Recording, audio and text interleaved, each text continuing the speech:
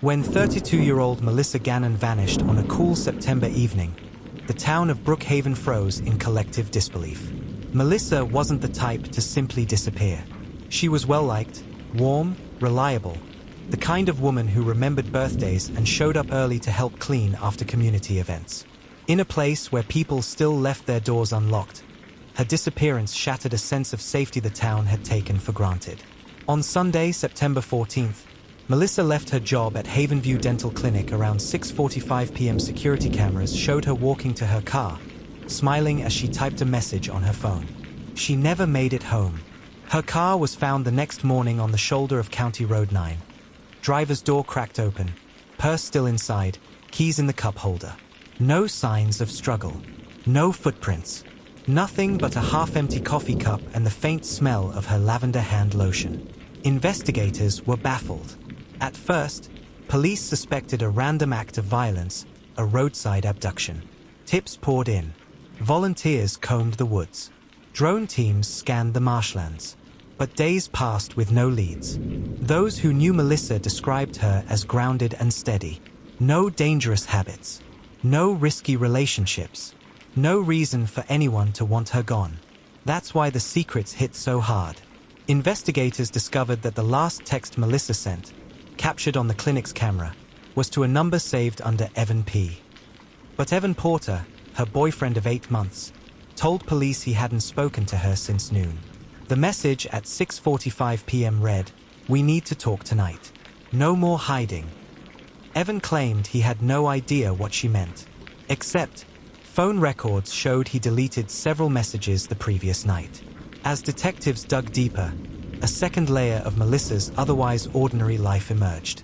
Melissa had been quietly receiving late-night calls for weeks. Calls from a number registered to a woman named Claire Whitmore, a name neither Evan nor Melissa's friends recognized. Claire lived 2 hours away and worked as an ER nurse.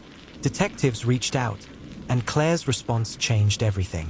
She and Evan had been in an on-and-off relationship for nearly 3 years. She believed they were still together. Melissa hadn't known. When she found out, she confronted Evan. According to a friend, Melissa had been planning to break things off that weekend. She told the friend she wanted to do it face-to-face, not over the phone. Evan became the prime suspect. But then, 2 weeks into the investigation, hikers stumbled upon Melissa's phone.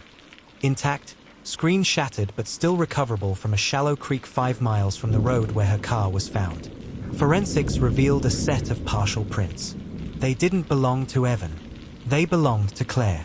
Police brought Claire in for questioning. The quiet ER nurse cracked faster than anyone expected. She admitted to confronting Melissa the night she disappeared. She said she only wanted to talk woman to woman. According to Claire, the conversation grew heated. Melissa walked away toward the tree line, threatening to expose Evan's lies to everyone involved. Claire claimed she left her there, alive. It didn't add up. While Claire sat in a holding room, detectives reviewed footage from traffic cameras on County Road 9. Around 7:18 p.m., a dark SUV passed Melissa's abandoned car, slowing briefly. The license plate returned to Evan Porter. Confronted with the footage, Evan broke. He had followed Melissa after reading her message. His intention, he claimed, was to explain things before she told Claire. He found Melissa shaken after her encounter with Claire, and the argument escalated. In a moment of panic and rage, he shoved her. She fell, hit a rock, and didn't get back up. Terrified, Evan moved her body deeper into the woods and attempted to stage a random roadside incident. He confessed, but only after hours of unraveling. Melissa's remains were located 2 days later, buried under a cluster of pine roots, covered with leaves as if that could somehow erase what happened. Brookhaven mourned. Candlelit vigils lined the streets. Neighbors cried openly.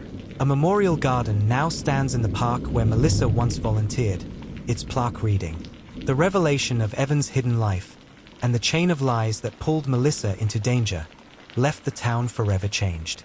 It wasn't a random act of violence. It wasn't a stranger. It was someone she trusted. And that, more than anything, was the most devastating truth.